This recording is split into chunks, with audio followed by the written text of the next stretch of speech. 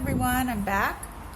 Today is March 22nd, 2019, and I'm posting this first video in almost 2 years. I just got out of state prison. I have been in custody imprisoned for almost 2 years, since August of 2017, unfortunately, and it's been a really hard and mighty road. But it's been one where I've learned a lot, and it was horrible and it was hellish in there, and I was put through so much.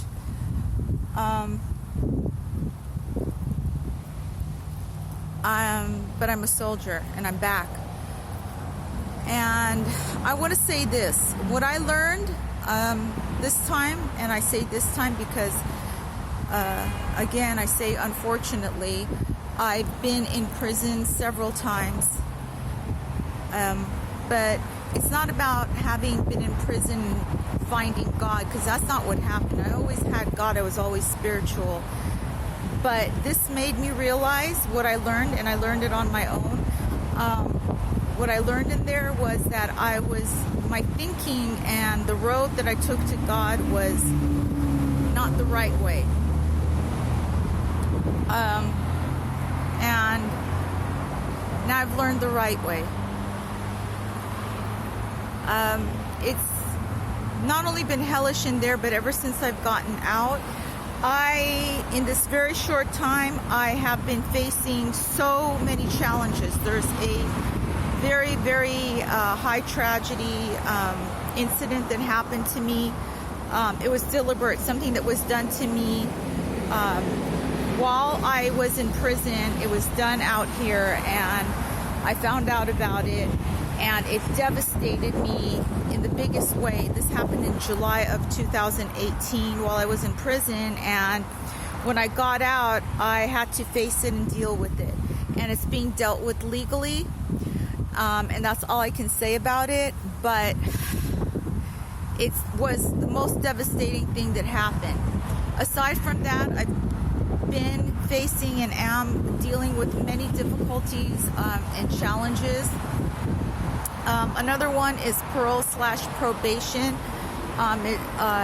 It's frustrating because I'm doing everything right, I'm doing everything I'm supposed to do, and yet it seems like it's never enough for them. They want more and more and more, and it's frustrating.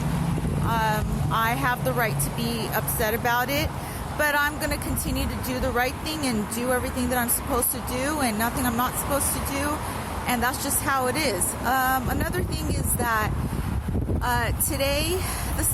earlier this morning, I went to court to deal with a so-called restitution issue. It is an issue. Back in, I believe, approximately 2018, while I was still fighting the case in the county jail, the judge assessed an amount of restitution when there was no loss to the victims. And there's one that was not even a victim. He was and is just a shyster, but the judge assessed some money for him to be paid in addition to the real victims. At any rate, there's a legal clause that dictates that for every day spent imprisoned in custody as a prisoner, there's a certain amount that can be taken off. And I went to court today, and the judge, who's a complete and utter asshole, denied me and refused to waive it. But those things happen. What was particularly offensive is that while I was sitting in the back row in court by myself, very quietly and calmly, he had one of the sheriff's deputies, who I call a goon, who during 2017 and 2018 manhandled me every time that I was brought to court on the sheriff's bus, and assaulted me, pushed me around. And this guy, I won't call him a man because he's not a man, this guy who is about I would say over 6 feet tall, so he's about 6'1", 6'2", I think, found it justifiable to, physically push me around and mess with me to make himself feel better. And it's pathetic for him. At any rate, fast forward, and here we are today. And I was in court quietly, sitting by myself, waiting for my name to be called so that I could go before the judge. And the judge, apparently, who was also a coward and, an all-around asshole, had contacted him earlier and had him come into the courtroom through the public door and stand right next to me, like right over my head the entire time. And that's how I knew that I was going to be denied, because he called this goon to come stand over me. And the goon, the senior deputy, whose last name begins with an S, as in snake, and the judge, whose last name begins with an F,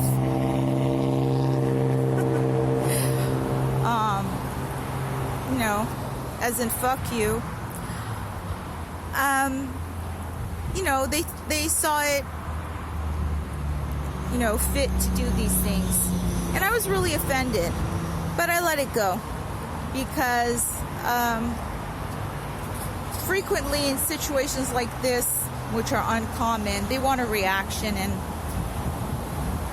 I didn't have the reaction that they wanted to give them, and I'm glad. At any rate, these are public servants, and that's how they'll always stay, servants, literally and figuratively. So I left court. I still owe this money. I don't feel that it's right, because it's collecting interest every day. It started collecting interest upon the sentencing in 2018, which is difficult for me to understand, if not impossible, because when you're in jail and in prison and you're not having any income, it shouldn't be collecting interest. That's an unjustifiable penalty on top of another penalty, and all of the other collections, charges, and everything else. So I attempted to discuss this with the judge, and he didn't really want to hear it. Bottom line is, he gave me no resolution, and I still owe that money, according to him, with interest every day. And he was quite rude about it. Okay, but I left it alone, and I came back, and I'm dealing with a lot of other things. There are so many challenges out here. There's relationship challenges. There's everyday getting settled back in, dealing with everything challenges, and I just got out. So these are things that I have to deal with. In our human minds, or more aptly in our mortal thinking, when we're in a really horrible situation, which for me was the hellish situation of being a prisoner, so much was done to me, and I went through so much that I thought nothing could be worse than, or even as bad as, those things at that time. That's how we tend to think. It's human nature. But yet, when your circumstances change to what is supposed to be an improvement, then you get back into the everyday routine, and then you think, oh no, this is so horrible, and you seem to put aside everything that happened in that more horrible situation. As I said, it's human nature. It is what it is. But no, these are real challenges that I'm dealing with, on top of everything else that I've been through. But it shows me how really strong I am in every way, and how courageous I am, that I have been through so much that I've been through in my life, and yet here I am dealing with more things, and dealing with them the right way. I'm sure I still make mistakes. But I'm hoping to make less mistakes. I'm hoping to eventually not make any more mistakes. What I learned in there on my own, and it was amazing. It was incredible the way that it came to me. This approach to God that I mentioned earlier is that it's the reality. And for those who know, then they know what I'm talking about. And for those who don't, I'll talk about it more in the future. But right now, today, here and now, what I've got to say is that this is not reality, and what I say is not some metaphysical bullshit. It's the truth.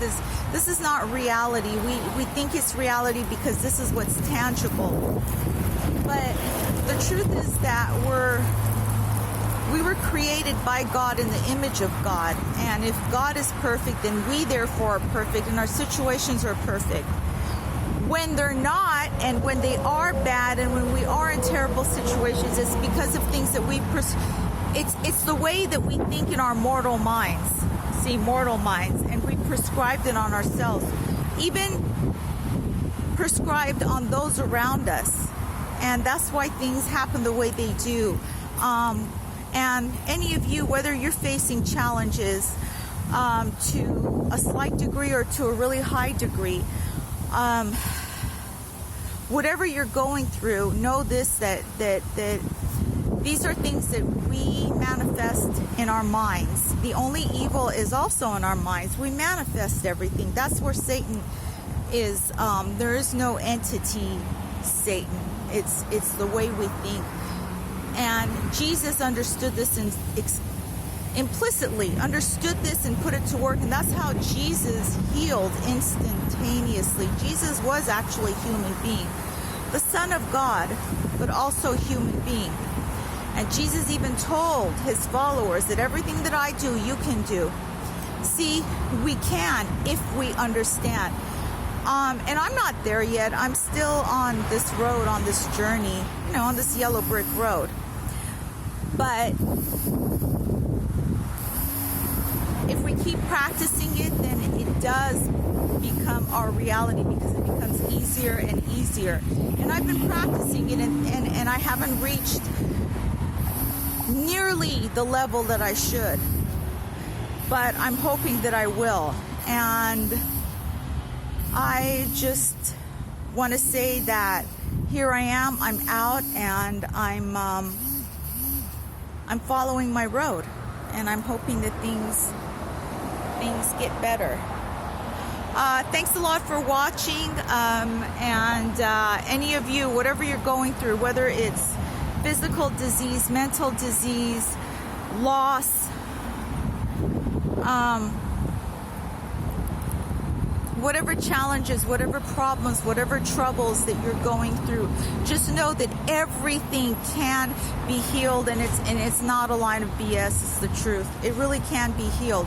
Just remember that God is always good. God doesn't know bad. God is not a punishing God. God only has abundance and good for us. We just have to do one thing, is align our thinking with God, and that's when all the good things happen. That's when we can find ourselves out of trouble, and I'm working on that too. Thanks a lot. See you guys soon.